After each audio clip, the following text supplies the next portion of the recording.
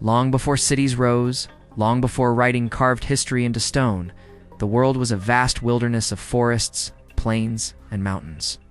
Small human bands wandered the land in search of food, water, and shelter. They lived by instinct, guided by the rhythm of seasons and the pulse of survival. Among these early humans were two neighboring groups, the river people and the stone people. Named after their homes near a wide river and a rocky ridge, the river people prospered each spring when fish surged upstream in glittering waves. Their children played by the banks, and their elders taught them to weave nets from reeds. Their campfires flickered gently at night, reflecting a rare peace in an unpredictable world. The stone people lived differently. Their high ridge gave them safety from predators but little food. They learned to hunt small animals among boulders and cliffs. Their weapons, stone-tipped spears and hand axes, were harder and sharper than those of the river people. Their skill with tools was admired even by rival bands. For many years, the two groups maintained a quiet distance. When they crossed paths along shared hunting trails, they exchanged wary glances, but rarely spoke. Both knew the land was harsh and fragile, and conflict was a dangerous luxury. Everything changed the year the rains failed. Clouds drifted above the valley but offered nothing. Streams shrank, grass withered, and animals migrated in desperate search of food. The river that sustained the river people became shallow and murky, its fish disappearing into the deeper channels upstream. Hunger gnawed at the river people. Their nets came back empty, and their children cried through the nights.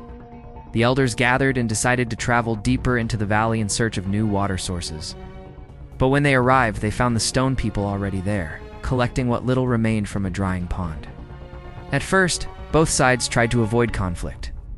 The leaders attempted a simple exchange: fish bones for stone tools, but neither truly had anything to spare. When one of the river people reached toward the pond to fill his skin bag, a stone person shoved him away. The man fell hard into the mud, sparking angry shouts. Though no weapons were drawn that day, something invisible had shifted. The threat of violence hung over the valley like a storm. Each side retreated to its own camp, whispering fearful tales of the other's strength and cruelty. Rumors grew like sickness that the stone people planned to take the river, or that the river people wanted to steal their ridge. Fear turned into expectation. Expectation turned into preparation. The stone people began sharpening spears late into the night, their fires flickering along the cliffs. The river people reinforced their shelters, placing stones around their camp as makeshift defenses. The first blow came not from a battle, but from desperation. One morning, a few river people crept toward the ridge, hoping to steal water skins while the stone people slept. But a young stone hunter spotted them and raised the alarm with a piercing cry. Chaos erupted. The river thief swung a club, striking the hunter's head. The young man fell, blood pooling beneath him. His death was the spark. When the stone people discovered his body, they wailed in grief and rage. Their leader, an older man with scarred arms, declared that the river people had shown their intentions. They wanted the ridge, the water, and the lives of anyone who stood in their way. The stone people gathered every able hunter, gripping their spears with trembling anger. They painted their faces with ash and dust, marking themselves for vengeance. The ground shook with their footsteps as they descended the ridge toward the river. The river people saw them coming from afar. Their leader, a woman known for her calm judgment, tried to warn her people that fighting would only lead to ruin. But her words were drowned out by fear. The men lifted clubs and crude spears, while the women and elders hid behind rock shelters. The first true battle in human memory unfolded beneath the rising sun. The two groups clashed with shouts, cries, and heavy breaths. Spears jabbed, stones flew, and bodies collided in frantic struggle.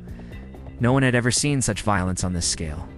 Instinct drove them more than strategy. The battle was brutal but short. The stone people, with their harder weapons and practiced aim, pushed the river defenders back toward the water. Several fighters fell, their blood mixing with the muddy riverbank. Survivors scattered into the reeds, the war far from over. That night, both camps shook with sorrow. The river people mourned their dead, believing the stone people wanted to wipe them out entirely. The stone people sat silently, shaken by their own violence, unsure whether justice had been served or something darker awakened. Despite the fear, neither group could abandon the valley. To leave meant starvation. To stay meant more conflict. The valley that once fed both groups had become a battleground they could not escape. Small skirmishes erupted over the next weeks. Lone hunters were ambushed, waterskins were stolen, tracks in the dirt became warnings that enemies lurked nearby. The children no longer played freely. They whispered anxiously about shadows moving through the trees. In this time of fear, the leaders of both groups began to realize something chilling. The war no longer had a clear purpose. It was not about water anymore. It was not about a slain hunter. It had become a cycle fear, breeding violence, violence breeding more fear. One dusk, as the sun painted the sky in red and gold, the river leader approached the valley alone. She carried no weapon, only an empty waterskin. She walked slowly toward the ridge where the stone people stood guard. Her bravery stunned even her own people watching from afar. The stone people readied their spears, unsure whether this was another trick. But when the leader stopped and raised her hands, they hesitated. She spoke in a trembling voice, calling for an end to the bloodshed. She reminded them that both groups were dying not from each other's weapons, but from the land's failing bounty. Her words stirred confusion and unease. Some stone warriors wanted revenge for their fallen hunter. Others, weary of sleepless nights and constant fear, felt hope at the possibility of peace. The leader of the stone people stepped forward, his face carved with grief.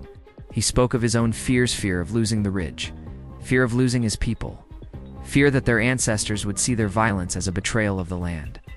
He admitted that the war had grown beyond his control, fueled by anger more than necessity. Slowly, the two leaders agreed to a daring experiment. The groups would gather at dawn with no weapons, only elders and children. They would attempt to share what remained of the valley's resources, dividing what water and food they could find. Dawn arrived with tension thicker than the morning mist. Both groups approached the meeting place cautiously. Every step felt like a risk, but when they finally stood face to face, women, men, children, elders, they felt the weight of their shared suffering. The youngest of the stone people, a girl who had lost her father in the fighting, stepped forward and offered a handful of dried berries to a river child. The fragile kindness broke the silence. One by one, people exchanged small offerings: a fishbone charm, a stone blade, a reed basket. For the first time since the drought began, the air felt calm. Both sides agreed to share hunting grounds and rotate access to the remaining water sources. It was not a perfect solution, but it was a beginning. That night, 2 separate campfires burned, but their glows spread across the valley like twin beacons of peace. The first war in human history had ended not through victory, but through the realization that survival depended on cooperation. The story of this war would pass through generations, told in hushed tones beside crackling fires. Elders would warn that fear can twist the heart, and that violence, once started, grows like wildfire unless courage is found to extinguish it. And though this ancient conflict has long since been forgotten by time, its lesson remains etched in the human spirit, that war may be born from fear and scarcity. But peace is born from the bravery of a few who choose understanding over destruction,